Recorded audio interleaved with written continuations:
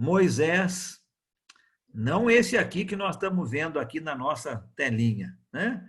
Mas o Moisés lá da época do Antigo Testamento. Davi, Elias, Daniel, Jesus, seus discípulos, né? Então, nós temos vários exemplos de jejum na palavra de Deus. O jejum tinha o seu lugar na vida da igreja, com certeza tinha o seu lugar. Essa prática não era limitada aos homens. Nós temos mulheres que faziam jejum também. Por exemplo, Ana, a mãe de Samuel, jejuava. Ana, a profetisa, lá na época de Jesus, quando ele era menino, jejuava. Então, essa prática é para homens e mulheres. Existem alguns tipos diferentes de jejum. Por exemplo, existe o jejum que a gente chama de normal. O que seria isto? É o jejum de todo tipo de comida, mas não de água. Então, você faz um jejum de comida, mas não de água. Esse é o jejum chamado normal.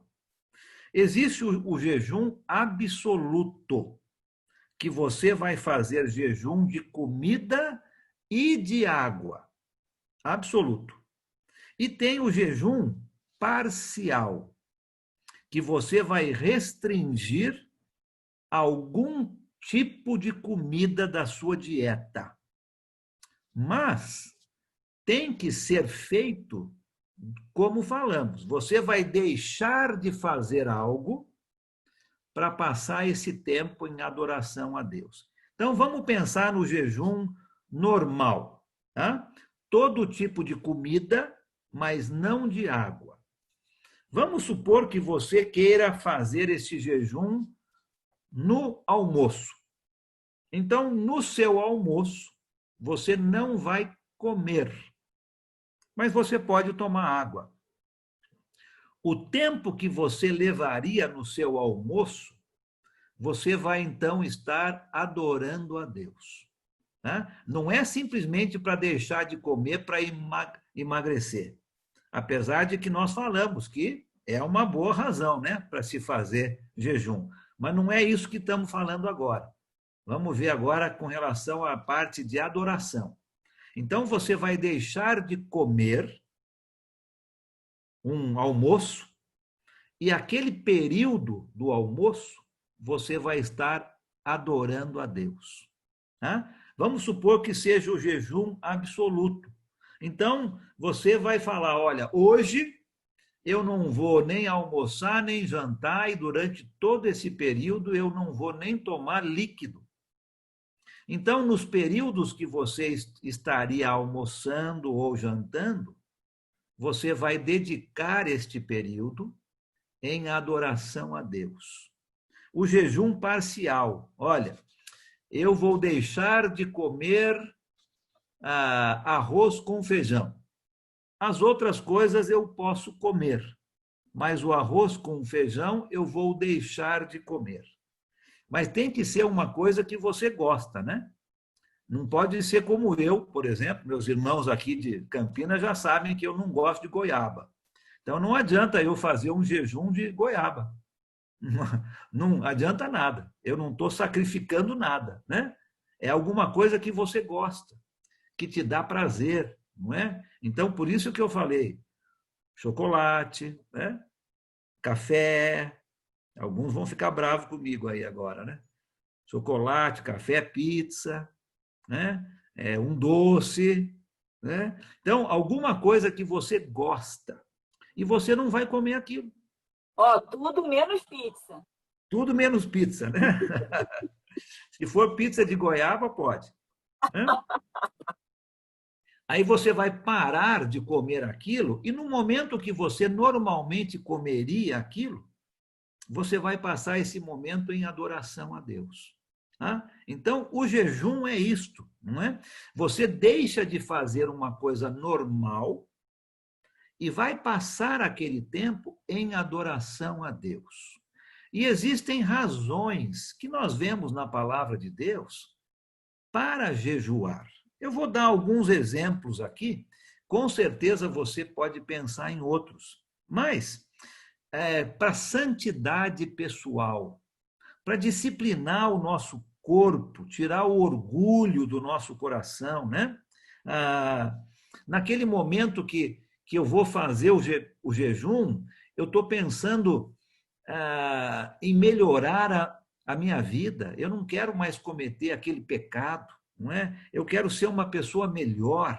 Então, eu escolho um período ou vários períodos e naquele momento eu passo em oração, adorando a Deus, pedindo que Deus me ajude a ser uma pessoa melhor.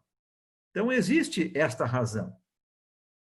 Uma outra razão que nós vemos aqui na palavra de Deus é para ser ouvido por Deus. Não é? Lembra aquela ideia que o judeu tinha de que se ele fizesse jejum, Deus iria prestar muito mais atenção nele? Não é esta a ideia, porque o judeu estava achando que era tudo voltado para ele. Ele queria chamar a atenção dos outros. Neste caso, você tem algo especial que você quer pedir para Deus.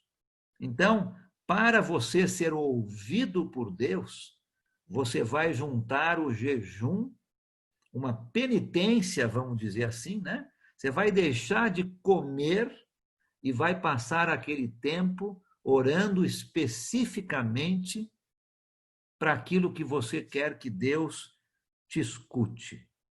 Uma outra razão que nós vemos é antes de decisões importantes. Quantos de nós aqui jejuamos antes de uma entrevista de trabalho? Orar, a gente lembra, né? Mas associar jejum, acho que muito poucos. Uma mudança de cidade. Quantos de nós jejuamos? Não é? Antes de decisões importantes, vamos ter mais um filho? Ou vamos ter um filho? Ou vamos casar? Jejum antes de decisões importantes. Outra razão era em tempos de dificuldade. Nós já falamos aqui, né? Antes de uma guerra, por exemplo, doenças. Quantos de nós, não precisa levantar a mão, tá? Porque é entre o indivíduo e Deus. Mas quantos de nós estamos jejuando nessa pandemia? Para que Deus acabe com essa pandemia. Em tempos de dificuldade. Existem várias razões para se jejuar. Mas lembra, é entre você e Deus. Ninguém precisa ficar sabendo. Não é para despentear o cabelo, passar aquele negócio no rosto. É entre você e Deus. Deus está vendo você. Né? Ache alguma coisa que você gosta, que vai te fazer falta, retira aquilo e passe aquele tempo em adoração a Deus. Este é o jejum bíblico, pela razão que você achar que você precisa. Você pode também escolher um tempo, né? Olha, por uma semana eu não vou almoçar. Então, durante aqueles 7 dias, você vai passar aquele tempo em adoração a Deus. Ou você pode também falar, olha, eu vou deixar de tomar café até que eu consiga vencer esse vício. Não o vício do café, né? Outro vício, né? Eu vou deixar de tomar café até eu conseguir vencer esse vício. E toda vez que eu pensar em tomar um café, eu vou parar e vou estar em oração a Deus, pedindo que Ele me ajude com esta minha dificuldade. É uma coisa muito pessoal, né? Não tem um tempo certo. não tem um tipo de comida certa, mas tem que ser algo que vai fazer falta. Tem que ser algo que você vai estar realmente pensando. Não é? É um exercício de autodisciplina. Em vez de fazer aquilo, eu vou estar adorando a Deus. Muitas pessoas têm me perguntado se eu posso fazer jejum com outras coisas que não seja comida. É uma pergunta interessante, né? Porque eu posso deixar de fazer uma coisa que eu gosto, vamos supor um esporte, ou assistir uma coisa na TV, eu posso deixar de fazer isto e passar esse tempo em adoração a Deus?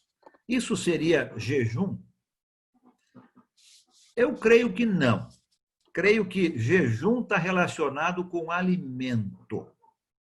Lógico que você pode deixar de fazer alguma outra coisa gostosa para você, prazerosa, e passar esse tempo em adoração a Deus. Mas eu não creio que nós chamaríamos isso de jejum, né?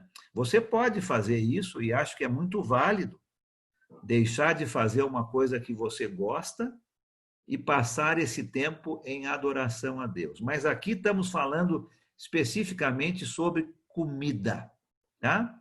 E cada organismo reage de uma maneira diferente.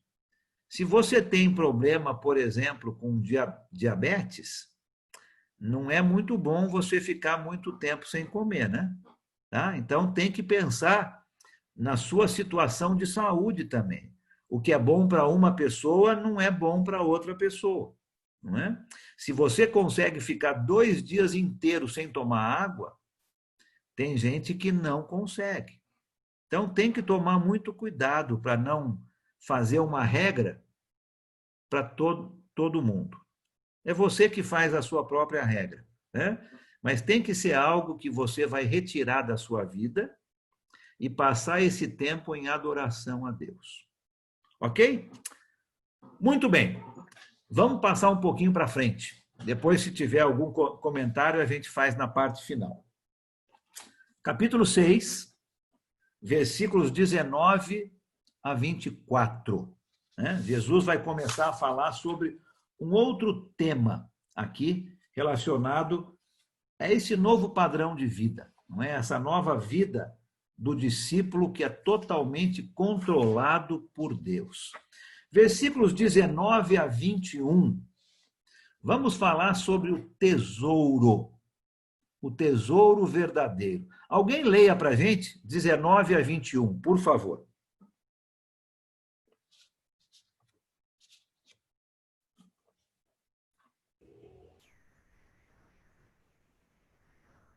Eu leio, Alan.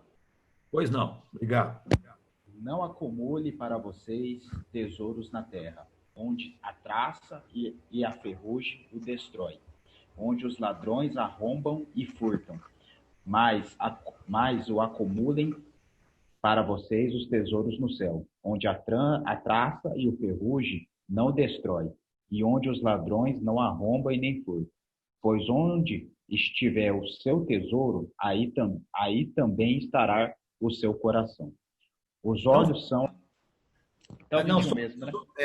Só até o 21. Obrigado, Estevam. Então Vamos falar então sobre esse tesouro verdadeiro, né?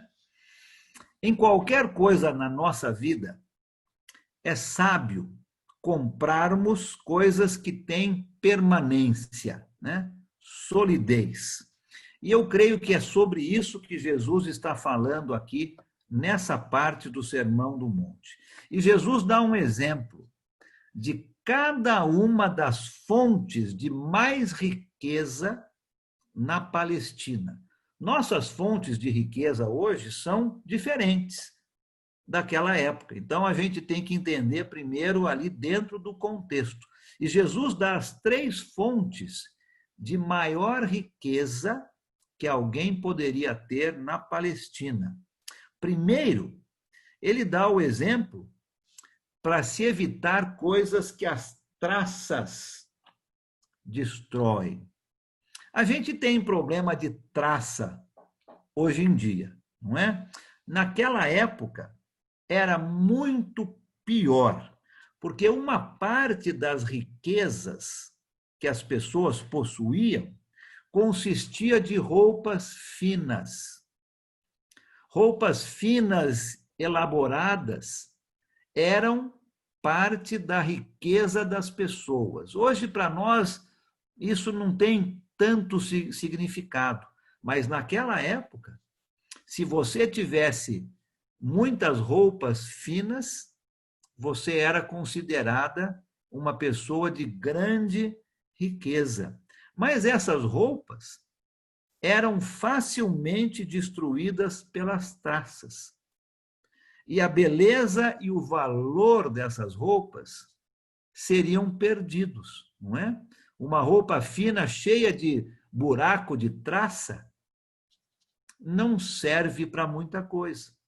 Jesus está dizendo aqui, olha, coloque o seu tesouro em coisas sólidas, coisas que permanecem.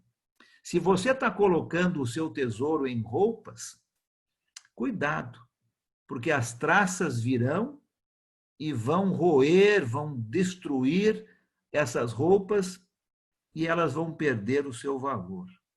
Jesus também diz para evitar as coisas que a ferrugem destrói. Literalmente, a palavra ferrugem significa ser comido. Ser comido. Naquela época, uma parte das riquezas de alguém consistia no milho, no trigo, nos cereais que eram armazenados em celeiros. Isso era parte da riqueza das pessoas daquela época. Mas dentro destes celeiros havia aqueles bichinhos, né? Os vermezinhos, que vão comer os grãos e os cereais. Havia também os ratos, que iriam invadir e destruir o que sobrasse. Nada iria permanecer. Ferrugem aqui não é a ferrugem que a gente conhece, né? Que vem do ferro, mas é no sentido de ser comido. Os grãos, os cereais, que seriam comidos por esses bichinhos e pelos ratos. Então, se a sua riqueza era baseada nisso, ela tinha uma grande chance de se acabar. E o terceiro exemplo que Jesus dá aqui é para evitar tesouros aonde os ladrões podem arrombar e furtar. Interessante isso, não é? Na Palestina, de novo, onde Jesus está ensinando, as paredes das casas eram feitas de barro. Hoje nós temos alguns lugares onde isso ainda é comum. Naquela época era o comum. As paredes das casas feitas de barro. E literalmente os ladrões entravam nas casas cavando buracos nas paredes. Era assim que eles entravam para roubar. A referência aqui de Jesus é para aquele homem que tem um pouquinho de ouro ou um pouquinho de prata guardado na sua casa. Quando ele retorna, ele encontra um buraco na parede. E os ladrões, então, arrombaram, cavaram e roubaram o seu tesouro. Não existia uma solidez, uma permanência em coisas assim, tanto em roupas finas, quanto em grãos, quanto naquilo que você guardava debaixo do cobertor, né? Não era isso que deveria ser o nosso tesouro, porque essas coisas vão desaparecer e podem desaparecer muito rapidamente. Os judeus, eles estavam muito familiarizados com a expressão tesouros nos céus. Você viu aqui nesse texto? essa expressão aparece. Isso era uma expressão muito comum para o povo judeu naquela época. E eles identificavam este tesouro no céu com duas coisas. A primeira delas, eles diziam que as suas boas ações, as suas boas obras, aqui na terra, seriam o seu tesouro nos céus. Então, quando alguém falava tesouros nos céus, o judeu identificava com as suas boas obras. Se alguém fosse generoso com aquilo que tinha, ele teria tesouros nos céus. Se alguém fosse ganancioso ou não dividisse aquilo que ele tinha, egoísta, ele iria perder os seus tesouros nos céus. Interessante que, quando a igreja foi perseguida, durante a perseguição romana, as autoridades entraram, isso aqui você tem em história, né, da igreja, as autoridades entraram dentro de uma determinada igreja e queriam roubar os tesouros que eles achavam que estavam escondidos ali dentro daquele prédio, daquela casa onde a igreja se reunia. O comandante romano exigiu que mostrassem para ele aonde estavam os tesouros. E aquela pessoa que estava ali recebendo o comandante romano apontou para as viúvas, apontou para os pobres naquela igreja, para os doentes e disse: aqui estão os tesouros da igreja. Não é? Eles associavam os tesouros no céu com suas boas ações. A segunda coisa que eles associavam os tesouros no céu era com o seu caráter. O seu caráter. Quanto maior o caráter de um homem ou de uma mulher, maior seria o seu tesouro. Quanto maior o caráter de alguém, então, mais tesouros nos céus essa pessoa teria. E Jesus, então, está mostrando aqui no versículo 21, né? Aonde estiver o seu tesouro, aí está o seu coração. Se o seu tesouro está nessa terra, nos seus bens, nas suas roupas, no seu cereal, naquilo que você tem dentro da sua casa, o seu coração está ali. Ou seja, o seu interesse. Todos os seus interesses estão na terra. Agora, se você está com o seu tesouro no céu, o seu coração também está lá. Né? As coisas do mundo não vão ter muito valor para uma pessoa que tem o seu coração com as coisas do céu. Pensa um pouco na sua vida, né? Onde é que está o seu tesouro? Nós estamos colocando nossos tesouros em coisas aqui na terra, que um dia tem, outro dia não tem mais? Ou nossos tesouros estão no céu? Alguém leia para a gente o 22 e o 23. Vamos falar um pouquinho de visão, né? De olho. Eu gosto de falar de olho. Vamos falar aqui do 22 e do 23. Alguém pode ler para nós, por favor? Eu vou ler. Posso ler? Pode ler, sim, por favor. Os olhos são a candeia do corpo. Se os seus olhos forem bons, todo o seu corpo será cheio de luz. Até 23, o 24. 23 também, Ricardo. Mas se os seus olhos forem maus, todo o seu corpo será cheio de trevas. Não vai entender. Portanto, se a luz que está dentro de vocês são trevas, que tremendas trevas são. Obrigado. Tá? Então, lembra, tudo que Jesus está mostrando é um novo padrão de vida. Falamos sobre tesouros, né? O verdadeiro discípulo de Jesus, aquele que está seguindo o que Jesus está dizendo, tem o seu coração nas coisas do céu. O seu tesouro está lá, os seus interesses estão lá. Não estão em coisas aqui na terra. Agora, Jesus vai falar sobre a nossa visão, né? A nossa visão. E ele diz aqui que Os olhos são a candeia do corpo, né? Os olhos são a lâmpada do corpo. O olho é visto como se fosse uma janela, né? Eu consigo entender assim essa passagem. O olho é visto como uma janela pela qual a luz está entrando dentro do nosso corpo. A cor e o estado da janela decidem o quanto de luz entra no corpo. Se a janela é transparente, limpa, clara, a luz vai entrar e vai iluminar todos os cantos do quarto. Agora, se a janela é distorcida, suja, opaca, pouca luz vai entrar.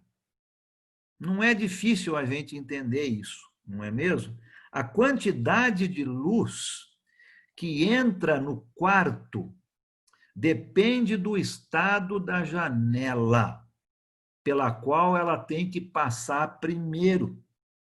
Jesus está dizendo aqui que, olha, a luz que entra dentro do nosso corpo, né? Dentro do nosso coração, dentro da nossa alma, dentro da nossa mente, a luz que entra dentro depende do estado espiritual dos olhos, pelos quais ela tem que passar primeiro. Se a nossa visão, se os nossos olhos são espirituais, transparentes, limpos, vai entrar muita luz dentro do nosso coração. Se nossos olhos não são puros, são sujos, opacos, vai entrar pouca luz dentro do nosso coração.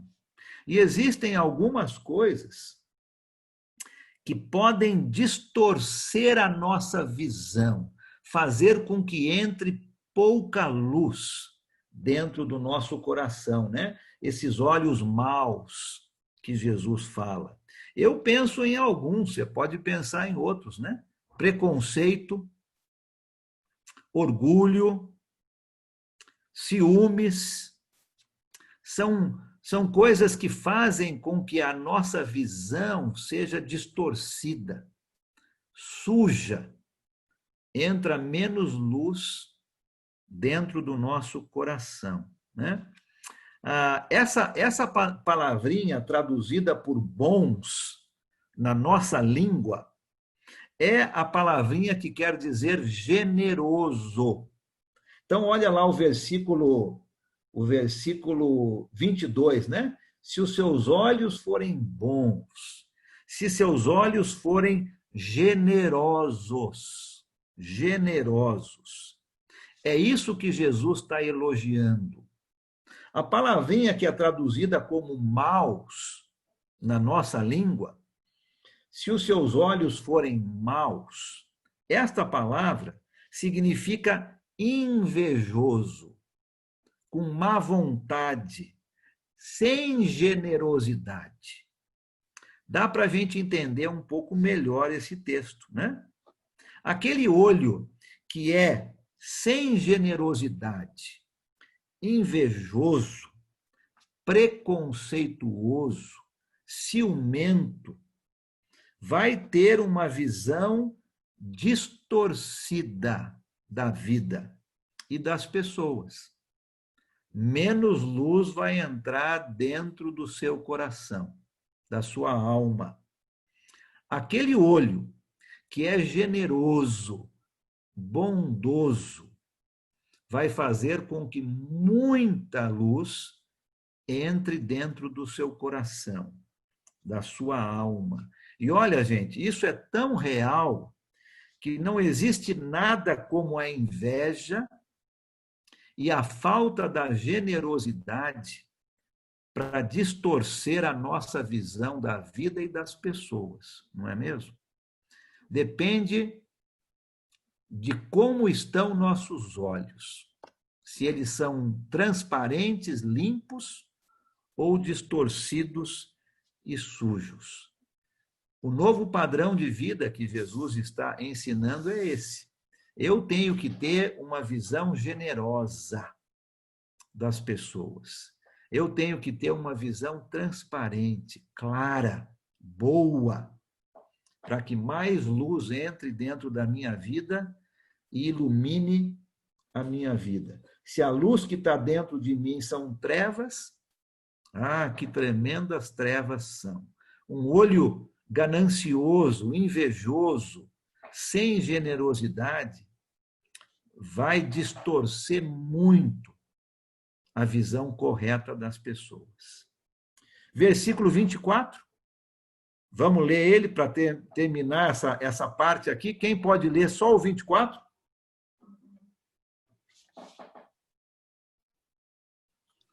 Ninguém pode servir a dois senhores, porque ou há de odiar um e amar o outro, ou se dedicará a um e desprezará o outro. Não podeis servir a Deus e a Mamon. Obrigado, né? Mesma ideia aqui ainda que nós estamos vendo sobre tesouros no céu, não é? Aonde que o nosso coração está? Como que a nossa visão das pessoas está? E agora Jesus vai falar sobre servir. Servir. Um serviço exclusivo. O novo padrão de vida do discípulo de Jesus, este serviço é um serviço exclusivo. Nenhuma pessoa pode ser escrava de dois donos. É impossível isso. Essa seria talvez uma tradução mais ao pé da letra. Nenhuma pessoa pode ser escrava de dois donos. Nós temos que lembrar um pouco da época, né? Entender um pouco sobre a escravidão naquela época, para poder entender bem o que Jesus está dizendo com relação a serviço exclusivo. Infelizmente, naquela época, existia essa escravidão, não é? As pessoas eram escravos. Talvez você está pensando aí com relação ao seu emprego, né? Mas não é isso que nós estamos falando, né? Não é esse tipo de escravidão, não. Aqui é escravidão de fato, não é? Aonde o escravo era uma coisa, não era considerado uma pessoa. Pensa um pouco nesse pano de fundo para você entender o que Jesus está querendo dizer aqui. O escravo não possuía direitos nenhum. O seu dono poderia fazer com ele o que o dono quisesse. Poderia ser vendido, castigado, jogado fora e até mesmo morto, se o dono quisesse. A segunda coisa sobre a escravidão era que o escravo não tinha tempo para ele mesmo, não tinha tempo para si. Todos os momentos da sua vida eram do seu dono, todos. Hoje nós temos algumas horas de trabalho e outras horas que são nossas, para fazermos o que quiser com elas. O escravo não tinha isso. 24 horas por dia, as suas horas eram dedicadas ao seu dono. Ele tinha que estar ao dispor, à disposição, todas as horas. Pensa nesse pano de fundo e pensa no que Jesus está ensinando aqui para você e para mim com relação a esse novo padrão de vida. Um serviço exclusivo. Da mesma forma, você e eu, nós não temos nenhum direito quando entramos para a família de Jesus. Deus é o dono das nossas vidas. Nós não temos um tempo que é nosso. Deus é dono do nosso tempo. Ninguém tira férias de ser cristão, não é? Ninguém tira férias de ser cristão, ou não deveria, né? Ser cristão exige tempo integral. Por isso que o escravo, o servo, O discípulo de Jesus é discípulo em tempo integral. O seu dono, Deus, supre todas as suas necessidades. O escravo, naquela época, não tinha que trabalhar fora para ganhar a sua comida. O seu dono supria isso, porque ele trabalhava tempo integral para ele. Eu e você, como discípulos de Jesus, o nosso tempo é integral para Deus. Ele é o dono do meu tempo. É Ele quem manda no meu tempo. Deus supre as necessidades do verdadeiro discípulo. Jesus diz aqui nesse texto que nós não podemos servir a Deus e a Mamon, na tradução aí que o Moisés leu, né? Na NVI, a tradução é dinheiro. Não podemos servir a dois senhores. Mamon era uma palavra hebraica que significava posses materiais. Por isso que a NVI traduz como dinheiro, né? Então, é impossível servir a dois senhores. Não dá. Ou nós servimos a Deus, ou nós servimos as nossas posses materiais. O novo padrão de vida que Jesus veio ensinar está exigindo dos seus discípulos é muito simples aqui, né? Os tesouros são tesouros espirituais, não são tesouros materiais. O cristão que quer servir a Deus, mas está preso com os seus bens materiais, ele não vai conseguir.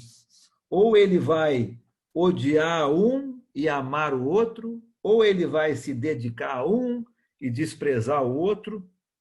É impossível ser escravo de dois donos. Isso é uma ideia totalmente fora do normal. Um escravo pertencia a um dono, não a dois. Eu e você, como discípulos de Jesus, nós pertencemos a Deus. Nós não pertencemos a dois senhores. Não conseguimos servir a Deus e agradá-lo e servir aos bens materiais e agradá-lo. Ou a gente agrada um e despreza o outro. Não tem como. E se tivermos dois senhores, vamos acabar agradando os bens materiais e desprezando o Senhor Deus. Não podemos agir assim. Deus exige de você e de mim uma dedicação exclusiva, um serviço exclusivo. Somos servos, escravos de um dono só. E ele exige tempo integral. Por outro lado, ele vai suprir todas as nossas necessidades, se o nosso coração estiver no lugar certo, né? Se a nossa mente estiver nas coisas espirituais. Deus vai suprir todas as nossas dificuldades. E ele termina o capítulo 6 com o texto que a gente conhece muito bem. Talvez a parte aqui do Sermão do Monte que a gente conhece mais, né? Principalmente o versículo 33, né? Busque em primeiro lugar o reino e a justiça, e as outras coisas vão ser acrescentadas. Continua com essa mesma ideia de aonde está o nosso coração. Se realmente Deus é o nosso dono, todas as outras coisas serão supridas. Nós não vamos ter necessidade de nenhuma outra coisa, não é? Se nós somos discípulos verdadeiros, nós não precisamos nos preocupar com as coisas básicas da vida, como comida, bebida e roupas. Um texto bem conhecido por nós. Alguém leia para a gente poder fazer o término dessa parte do capítulo 6, depois a gente vai abrir aí para perguntas e comentários. Alguém leia do 25 ao 34. Vamos ler o final do capítulo 6 e vamos falar um pouquinho sobre preocupações. Tá? Alguém pode ler, por favor? Posso ler? Pode ler, sim. Pois não. 25. Portanto, eu lhes digo, não se preocupem com sua própria vida, quanto ao que comer ou beber, nem com seu próprio corpo, quanto ao que vestir. Não é a vida mais importante que a comida e o corpo mais importante que a roupa? Observem as aves do céu. Não semeiam, nem colhem, nem armazenam em celeiros. Contudo, o Pai Celestial as alimenta. Não têm vocês muito mais valor do que elas? Quem de vocês, por mais que se preocupe, pode acrescentar uma hora que seja a sua vida? Por que vocês se preocupam com roupas? Vejam como crescem os lírios do campo. Eles não trabalham nem tecem. Contudo, eu lhes digo que nem Salomão, em todo o seu esplendor, vestiu-se como um deles. Se Deus veste assim a erva do campo, que hoje existe e amanhã é lançada ao fogo, não vestirá muito mais a vocês, homens de pequena fé? Portanto, não se preocupem dizendo que vamos comer, ou que vamos beber, ou que vamos vestir, pois os pagãos é que correm atrás dessas coisas. Mas o Pai Celestial sabe que vocês precisam delas. Busquem, pois, em primeiro lugar o reino de Deus e a sua justiça, e todas essas coisas lhes serão acrescentadas. Portanto, não se preocupem com o amanhã, pois o amanhã trará as suas próprias preocupações. Basta a cada dia o seu próprio mal. Obrigado. Então, com essa mesma ideia, vamos falar um pouquinho sobre preocupações. Nesses 10 versículos que acabamos de ler, terminando aqui o capítulo 6, Jesus vai mostrar alguns argumentos e defesas contra a preocupação. Jesus vai mostrar aqui que nós não devemos nos preocupar. Difícil, né? Difícil, não é? Alguém uma vez falou, para que orar se eu posso me preocupar? Devia ser o contrário, né? Mas muitas pessoas agem assim, né? Para que orar se eu posso me preocupar? E a palavra preocupação vem da palavra ocupação, né? Nós estamos ocupados antes do necessário. E Jesus vai mostrar aqui para você e para mim que nós não deveríamos ser pessoas assim. E ele usa nesse texto alguns argumentos. Por exemplo, ele começa mostrando no versículo 25 que se Deus nos deu a vida, ele vai com certeza nos dar o alimento para sustentar essa vida. Se ele já fez o mais difícil, né? Nos dando a vida, ele vai nos dar o que precisamos para sustentar essa vida. Se ele nos deu corpos, com certeza, ele vai nos dar roupas para vestir estes corpos. Então, o primeiro argumento que Jesus mostra aqui é este. Se Deus já nos deu a vida, com certeza nós podemos confiar nele para nos dar as coisas que são necessárias para sustentar essa vida. Comida, bebida e roupa. O segundo ponto que eu vejo aqui que Jesus mostra, no versículo 26, por exemplo, ele fala sobre os pássaros, né? Sobre as aves. Eu não sei, porque eu não sou pássaro. Acho que você também não é, né? Mas eu não vejo o pássaro preocupado, né? Eu não vejo o pássaro ficando com dor de cabeça. Pode ser que ele tenha lá, mas a gente não vê um pássaro assim, não é?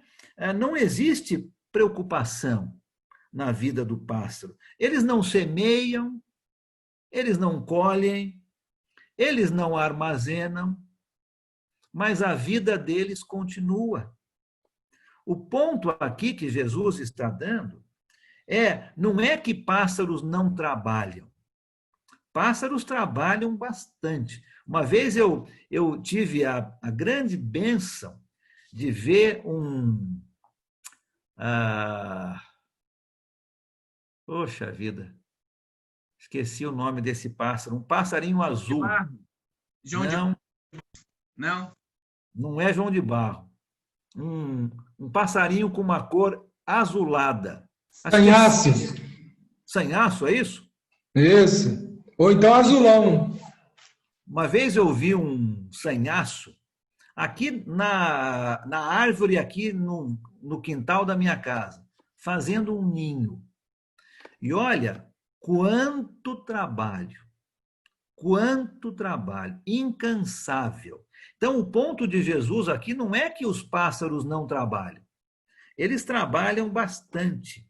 Mas o ponto é que eles não se preocupam. Não é? Não se preocupam. Não existe neles aquela preocupação de ver um futuro que eles não conseguem ver. De enxergar segurança em coisas que são armazenadas. Olha os pássaros, como Deus cuida deles. No versículo 27, uma outra ideia de Jesus, mostrando que nós não devemos nos preocupar, quando ele diz, né? Quem de vocês, por mais que se preocupe, pode acrescentar 1 hora à sua vida?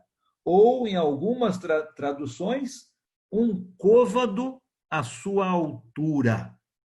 Acredito que a tradução aqui que mais se encaixa no que Jesus está dizendo é que nenhuma pessoa pode, por mais que queira, através de preocupação, acrescentar a sua altura. Você não pode se preocupar ao ponto de falar, olha, eu preciso crescer mais 5 centímetros. E através da preocupação, você crescer. É impossível. Né? Não acontece. Não é essa maneira. Não é?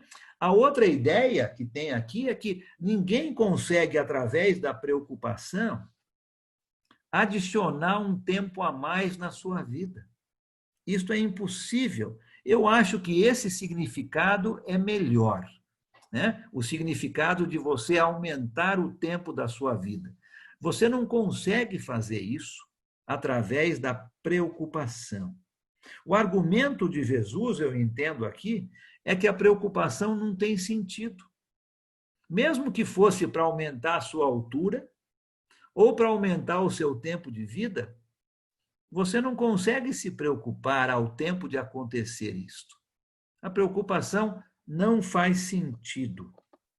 Nos versículos 28 até o 30, o mesmo exemplo que Jesus deu sobre os pássaros, agora ele vai falar das flores. Né?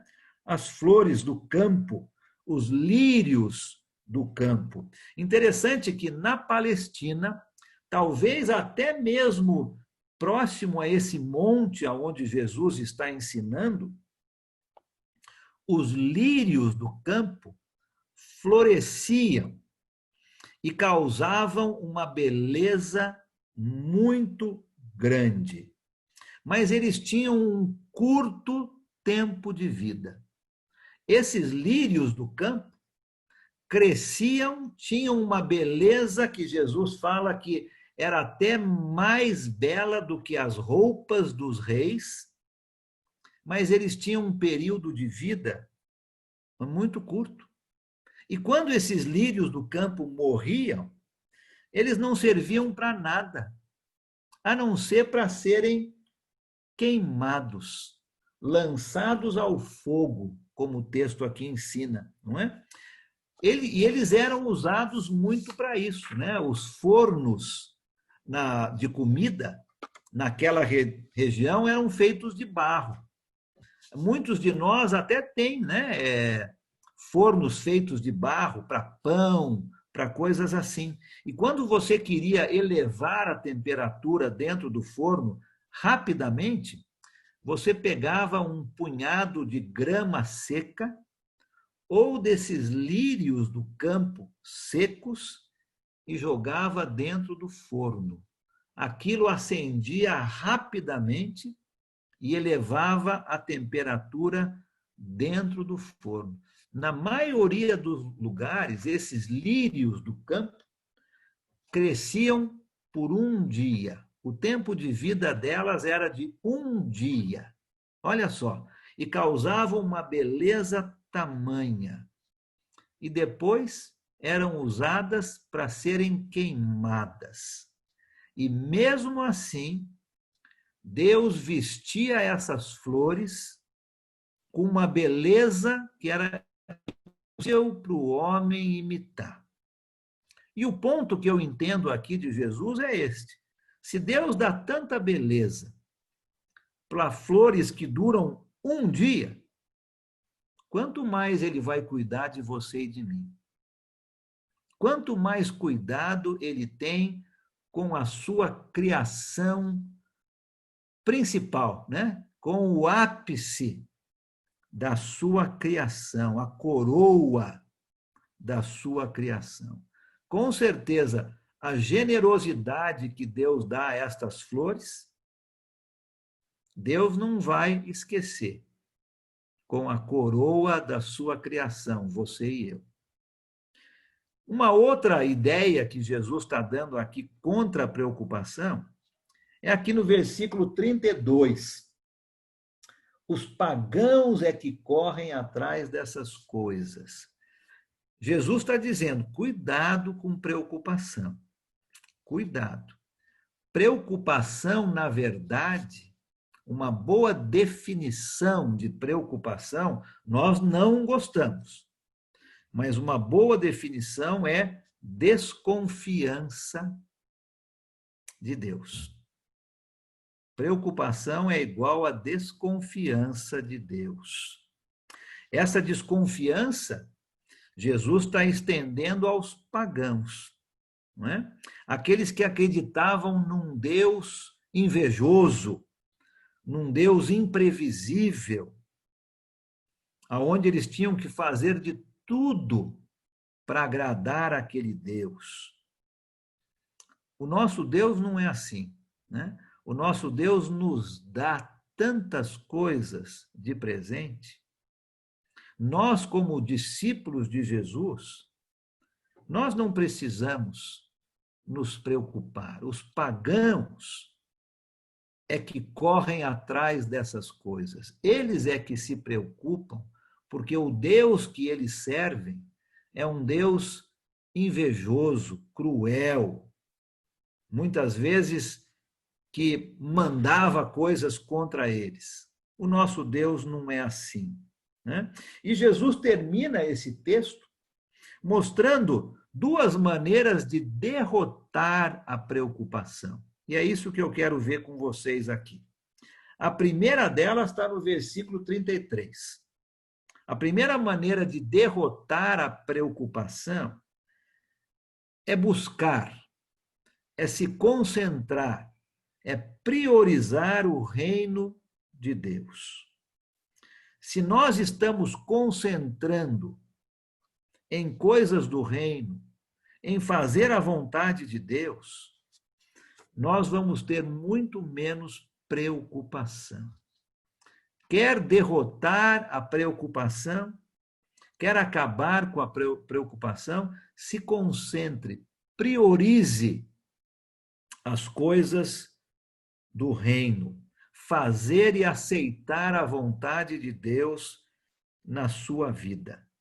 E a segunda é o versículo 34, difícil de fazer, né? Por isso que temos tanta preocupação. É aquela arte de viver um dia de cada vez. Um dia de cada vez. Se cada dia fosse vivido da maneira como ele vem, nós teríamos menos preocupações. Jesus não está dizendo que nós não devemos planejar, mas Jesus está dizendo que muitas vezes nós pensamos no amanhã sem termos ideia do que vai acontecer conosco hoje, né? O que adianta eu me preocupar com o amanhã se eu nem sei se eu vou estar aqui vivo? Se preocupe com o seu dia, não é? Viva um dia de cada vez. Vamos tratar as coisas à medida que elas chegam, sem nos preocupar com o que pode acontecer lá no futuro. Nós nem sabemos se nós vamos estar lá, não é? Então, quer derrotar a preocupação? Se concentre nas coisas do reino. Se concentre em fazer e aceitar a vontade de Deus. E aprenda essa arte de viver um dia de cada vez. Existe muito mais na vida do que comida ou roupa. São coisas, com certeza, necessárias. Mas nossas necessidades espirituais são muito mais importantes. E Deus sabe. E Ele vai tomar conta dessas nossas necessidades básicas se nós colocamos o seu reino em primeiro lugar. Da mesma maneira que Deus toma conta das aves, que Deus toma conta das flores do campo, Deus vai tomar conta de você e de mim, que somos a coroa da sua criação, não é? Preocupação somente rouba o nosso tempo. Quanto tempo nós passamos imóveis, imobilizados, sem saber o que fazer, porque nos preocupamos. Creio que Jesus está nos ensinando que uma pessoa preocupada demais é uma pessoa que, na verdade, não confia em Deus. Difícil esse tipo de ensinamento, né? Mais uma vez, mostra o termômetro, o quanto nossas vidas são dependentes de Deus, o quanto Deus governa a minha vida, controla a minha vida. Se é Ele que faz isso, eu não deveria ter preocupação. Mas se sou eu vou ter muita preocupação, não é? Se nós nos concentramos no reino de Deus, Deus vai suprir as nossas necessidades. Isso não quer dizer que eu não tenha que trabalhar, com certeza, os pássaros trabalham, mas eles não se preocupam. Deus vai suprir as necessidades deles. Capítulo 7. Eu vou entrar rapidamente no capítulo 7, porque senão a gente não vai ter tempo. Capítulo 7 tem tanta coisa importante no capítulo 7, mas eu quero entrar rapidamente aqui no capítulo 7, e aí nós vamos ter um tempinho aqui para comentários e perguntas. Tá? O capítulo 7 vai terminar o Sermão do Monte. Nessa primeira parte aqui, nos versículos de 1 a 12, eu quero ver se eu consigo chegar até o versículo 5 agora. Jesus vai mostrar a nossa atitude com relação às outras pessoas. Qual é a atitude do discípulo de Jesus com relação a outras pessoas? Nos versículos de 1 a 5, Jesus vai falar sobre julgamento, sobre ser crítico das faltas dos outros, enquanto não prestamos atenção nas nossas próprias faltas. É muito fácil fazer isso, né? Criticar o outro sem prestar atenção na minha própria falta. Vamos ler os versículos de 1 a 5? E aí eu vou fazer um breve comentário, aí nós vamos ter uns 10 minutos para perguntas antes do nosso próximo intervalo. Quem quer ler para a gente do 1 ao 5 do capítulo 7, por favor? Eu quero ler. Pois não, pode ler. Não julgueis para que não sejais julgados, pois com o critério com que julgardes, sereis julgados. E com a medida com que tiverdes medido, vos medirão também. Porque vês tu o argueiro no olho do teu irmão, porém não reparas na trave que está no teu próprio olho? Ou como dirás ao teu irmão, deixa-me tirar o argueiro do teu olho, quando tens a trave no teu? Hipócrita, tira a primeira trave do teu olho, e então verás claramente para tirar o argueiro do olho do teu irmão. Obrigado, tá? Então Jesus vai falar aqui sobre julgamento, sobre ser crítico da falta dos outros, sem prestar atenção às nossas próprias faltas. Quando Jesus fala desta maneira, como em vários outros aspectos aqui do Sermão do Monte, Jesus está usando palavras e ideias que eram muito comuns para aqueles que estavam ouvindo. Lógico, tem que ser assim, né? Muitas vezes os rabinos, os professores, avisavam as pessoas que não deveriam julgar os outros. E eles diziam que existiam 6 coisas que traziam crédito ao homem. 6 coisas: estudar, visitar os doentes, hospitalidade, devoção na oração, educar as crianças na lei e não falar mal dos outros. 6 virtudes que traziam crédito para o homem. Nós podíamos pensar, então, que o que Jesus está falando aqui seria uma coisa fácil dos judeus seguirem, né? Não falar mal do outro, não julgar, criticar a falta dos outros. Mas é difícil, naquela época e hoje, encontrarmos alguém que não seja culpado de um julgamento errado. É difícil encontrar alguém que não tenha sido vítima de um julgamento errado, não é? Pensa em você, né? Você já fez um julgamento errado? Você já foi vítima de um julgamento errado? É muito difícil encontrarmos alguém que não fez um julgamento errado ou que foi vítima de um julgamento errado. E Jesus vai mostrar o ensinamento aqui para o seu discípulo. Existem algumas razões, e você pensa comigo aqui se você concorda com isso ou não, mas existem razões para que nós não julguemos o outro. Deixa eu mostrar algumas aqui. Primeira delas, nós nunca sabemos todos os fatos ou conhecemos aquela pessoa por inteiro.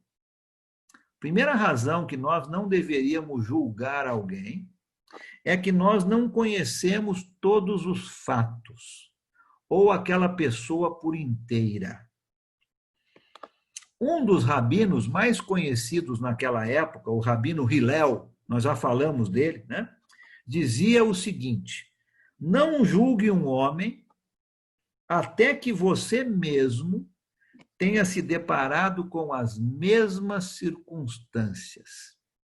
Quer dizer, praticamente impossível, né? Não julgue alguém até que você tenha se deparado com as mesmas circunstâncias. Nenhuma pessoa sabe o tamanho da dificuldade da outra. Nenhuma pessoa.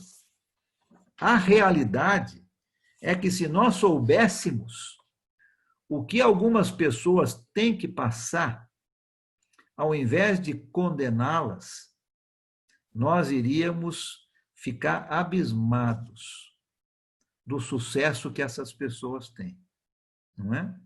A primeira razão que nós não devemos julgar é porque nós não conhecemos todos os fatos. Nós não conhecemos aquela pessoa por inteira. Pessoas podem parecer que não têm amor em certas situações, porque nós não as conhecemos. Todas têm alguma coisa de bom dentro delas. E o nosso dever não é de condenar e julgar pela superficialidade. Nós não conhecemos tudo, não é? Então, essa é a primeira razão, que não deveríamos julgar alguém. A segunda, penso eu, que é impossível ser totalmente imparcial num julgamento. Só Deus tem essa qualidade. É impossível ser totalmente imparcial. Muitas vezes nós somos levados pelaquela primeira impressão, né? A primeira impressão é aquela que fica, né? O nosso sentimento, o nosso coração e não a nossa razão. É quase impossível ser totalmente imparcial. O povo grego, muitas vezes, quando eles tinham um julgamento importante para ser feito e difícil de ser feito, eles faziam esse julgamento de noite e no escuro, para que nem o juiz, nem o júri visse a pessoa sendo julgada e fosse influenciada por qualquer coisa além dos fatos. Olha que coisa interessante, que ideia importante, né? Quando eles tinham um julgamento difícil de ser feito, faziam isso de noite e no escuro, porque muitas vezes a nossa impressão de alguém vai fazer com que o nosso julgamento seja feito de uma maneira parcial. Nós não conseguimos ser imparciais. Somente uma pessoa imparcial tem o direito de julgar. E essa pessoa é Deus. Não faz parte da nossa natureza humana.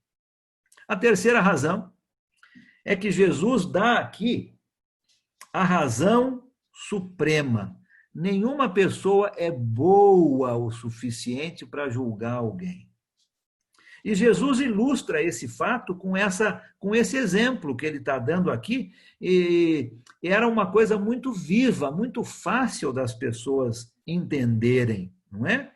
Alguém que estava com um pedaço de madeira, né, uma viga dentro do seu olho, tentando tirar o ciscozinho dentro do olho do outro. Uma coisa totalmente sem sentido. Sem sentido, não é? Parecia até que Jesus estava usando um exemplo extremo, que traria até risada. Mas como que alguém que tem uma tora de madeira dentro do seu olho vai poder tirar o cisco do olho de alguém? É impossível. E é isso mesmo que Jesus está querendo dizer, não é? Ninguém tem o direito de criticar uma outra pessoa, a não ser que esteja preparada para tentar fazer o que ele critica de uma maneira melhor. Se você vai criticar alguém, você tem que estar preparado, preparada para fazer aquilo que você critica de uma maneira melhor. E aqui eu vou dar uma aplicação. Toda a igreja, e quando eu falo igreja, eu estou falando pessoas, tá? Não é um prédio, não. Toda a igreja está cheia de pessoas que gostam de criticar. E criticam dos bancos. Aqui no Guanabara tem. Toda a igreja tem. Gosta de criticar. E criticam dos bancos ou das cadeiras, depende do que você tem lá dentro do prédio, né? Sem nunca pensar em fazer algo elas mesmas. São sempre críticos. Ah, mas o fulano podia ter feito melhor. Ah, mas olha, aquilo lá não está limpo. Ah, mas olha, são críticos. Mas nunca fazem algo para fazer melhor aquilo que criticam. O mundo está cheio de pessoas assim, né? Exigem o direito de criticar, exigem o direito de não tomar nenhuma ação. Nenhuma pessoa é boa o suficiente para criticar o outro. Se nós nos concentrássemos em nossas faltas e deixássemos as faltas dos outros para Deus resolver, seria muito melhor, né?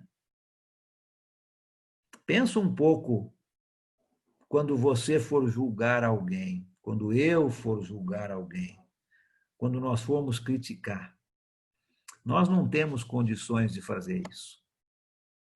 A não ser que você esteja disposta a fazer melhor aquilo que você está criticando. Se você não está, não critique. Tá? 6:50.